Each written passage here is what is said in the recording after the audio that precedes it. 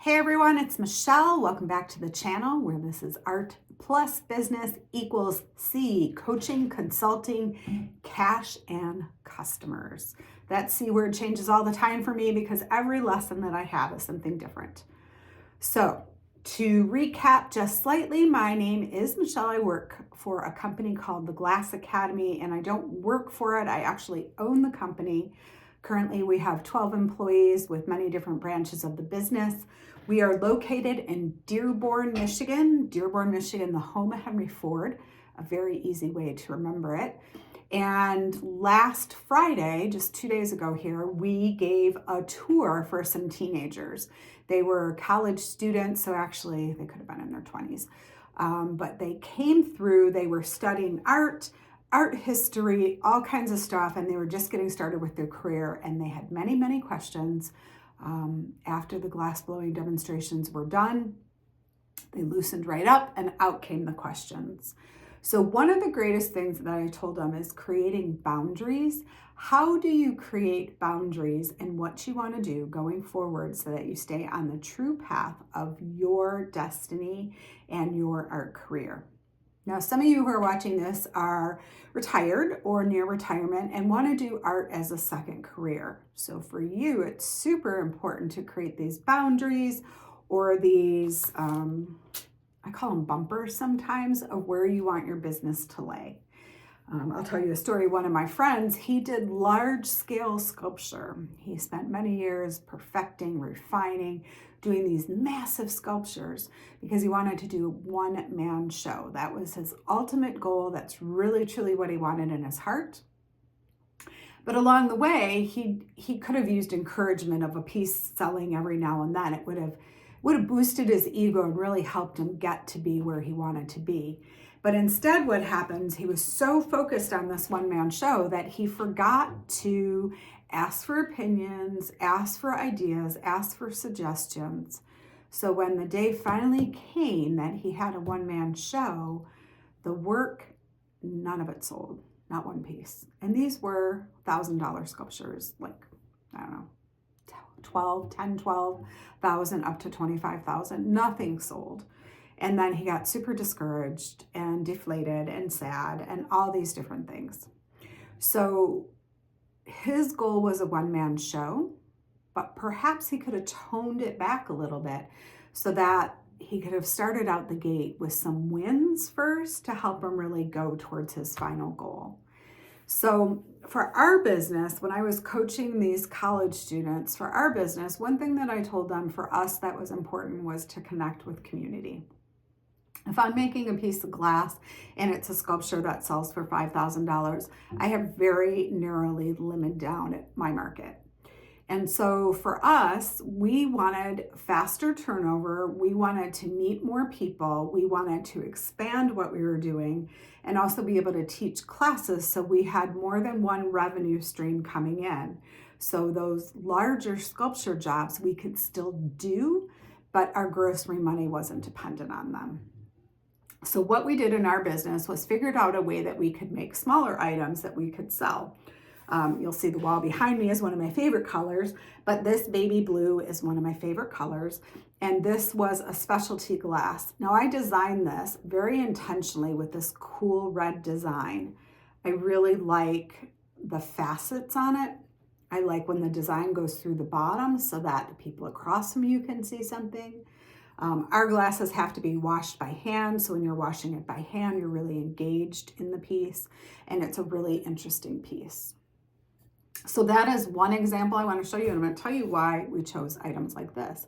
This is the second one. This is called a Van Gogh pattern. Now we started these, we do glass pumpkins because we really enjoy them, and we started the Van Gogh pattern on our glass pumpkins. This was based off a design I did when I was learning how to blow glass. At the time I worked at a historical place, and there would be a lunch break and the master glassblowers would go to lunch. And as a student or an apprentice, I was allowed to play with the glass on my own for an hour while they were at lunch. So I made paperweights, which are ridiculous and kind of stupid now because we don't use paperweights. We have air conditioning, no open windows. But at the time we made paperweights. So what I would do is practice color patterns and designs. And so these are 3 different colors put together that make this super cool pattern on the glass. And I labeled it Van Gogh because it reminded me of Starry Night. Now, while these colors might not resemble Starry Night, what this pattern did was give my product line a name. So this is the Copper Ruby Starry Night pattern. There's other ones that are glasses that we make, and they have other Starry Night patterns on them. But this is a path that we chose because I could make a set of these and sell them and then have grocery money and then be able to move on to make something else. If you are an artist and you're doing some of the work, like I'm sure you're all watching Instagram reels where people are making stuff and they're condensing it all down and it seems super cool and you're like, I could do that. What you're not quite aware of is how many hours it took them. So it might have taken them weeks, months, who knows how long some of these jobs are taking condensed to a short video. But for us, making a glass like this, it's a 15, 20, 30-minute piece. I can make multiples during a day and then have the ability to sell them. So my vision and business plan was very different than that of my peers who might have got out of college and decided they wanted to do sculpture. Now, in later years, I'm going to throw this out there too. At this stage in my career, I'm doing some coaching. I'm doing other things that really interest me. And I might design the work, but I'm not making the work anymore. There is nothing wrong with hiring artists to make something that you design. It was a hard one to grasp at first. Now think of this as a clothing designer.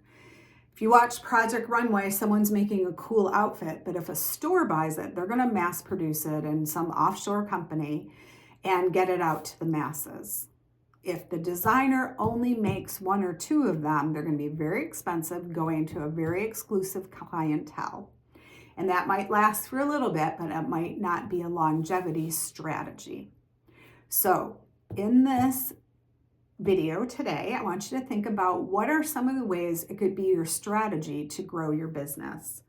Now, again, for us, drinkware, everyone needs to drink out of something. If I was a ceramicist, I can make a ceramic mug. Everyone loves having their coffee out of a ceramic mug. Usually when we have events or shows in the studio, I will show the glasses and I'll say, by a show of hands, how many people have handmade glass in their cupboard? And very few raise their hand. So I'm kind of fighting an uphill battle because they don't even know our product exists. But when we do these shows in our studio and we invite everyone to come in and we show them the beauty and talk about the pattern and the design and where it originated from, now I've created a story. Now the people are interested. Now when they pull that glass from the cupboard, they're like, you know, I met the artist the other day and they had a story about this glass, let me tell you. And it makes them feel super special. So when thinking about your work and what type of work you want to sell, now I make 3-dimensional work. You might make 2-dimensional, you may take photographs, but you can also think about this. Let's say you're a photographer. If you take a picture, do you want it to sell as an original? Or do you want to make multiples? You can make multiple prints of that. You could also do smaller ones and turn them into note cards.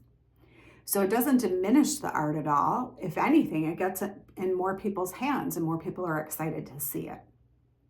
So A+B, Art Plus Business, I'm going to give you tips and techniques to help you grow your business. I am coming up with a course. If you want to get on the wait list, you can go up in the description and find my email address. Shoot me an email. I'll add you to the list. And as the course develops, you'll receive an email on the next steps on what to do. All right. It's been a pleasure talking to you all. Hope you're having a great day. I hope I gave you something to think about, and I look forward to seeing you on the next video. If you have questions or comments or just want to throw in your 2 cents, I'd love to hear it. Be sure to drop a comment. And if you're new to the channel, please subscribe. The sooner the channel grows, the more content I can produce for you all. All right. Thanks, everyone. Have a great day.